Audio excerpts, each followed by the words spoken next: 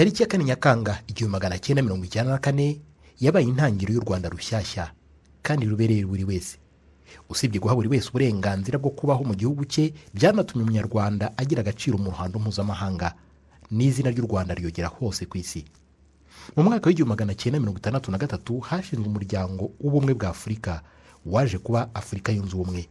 U Rwanda narwo rwahise ruwinjiramo ku ikubitiro, ariko kugera mu 1994 nta kintu cy'umwihariko abandi banyafurika bashoboraga kumenyeraho u Rwanda.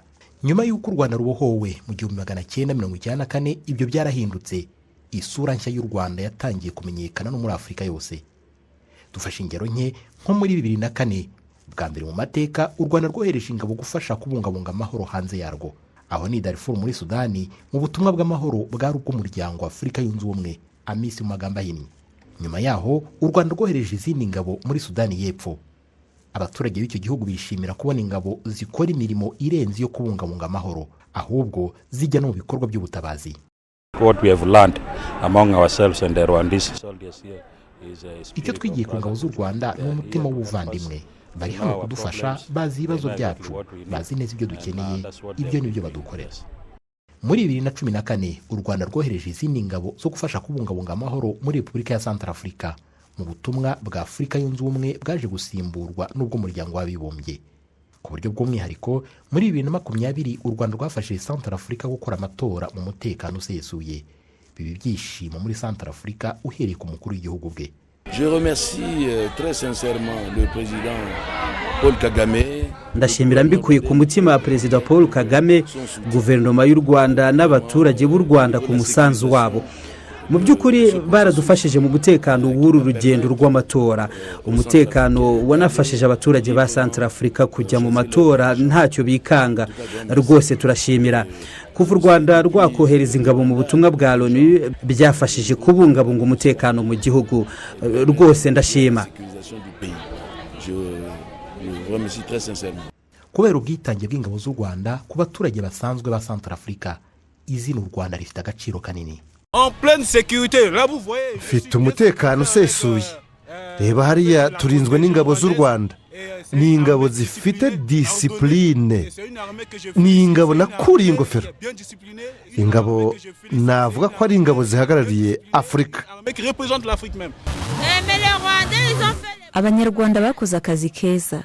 Murahari, murazenguruka hirya no hino, muraturinze, munteye ishema, mbafitiye icyizere.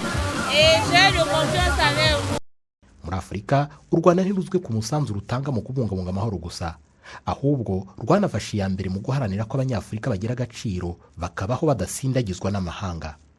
Ni muri urwo rwego guhera muri 2016 Perezida wa Repubulika Paul Kagame yayoboye amavugurura y'umuryango wa Afurika yunze ubumwe ahereye ku mahitamo yo kwigira u Rwanda rwahisemo nyuma yo kwibohora. Even difficult things are doable.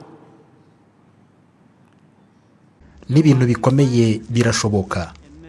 U Rwanda mubona ubu ngubu ntago ari igitangaza, ahubwo n'umusaruro wo gukora cyane byatangiriye ku gukorera hamwe nk'igihugu no kwanga gusubira mu mwijima.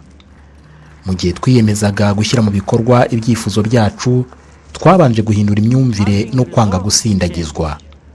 Ibyo byadufashije kubona ubushobozi twifitemo, haba ku butaka bwacu ariko cyane cyane mu baturage bacu. Icyo twiyemeje ni uguhindura imyumvire tukava ku kubeshwaho tugamije kwigira. And the decisive factor here was therefore changing our mindset from dependence to ownership. Umusanzu u Rwanda rukomeje gutanga muri Afurika wajyanye no kurushaho kwagura amarembo.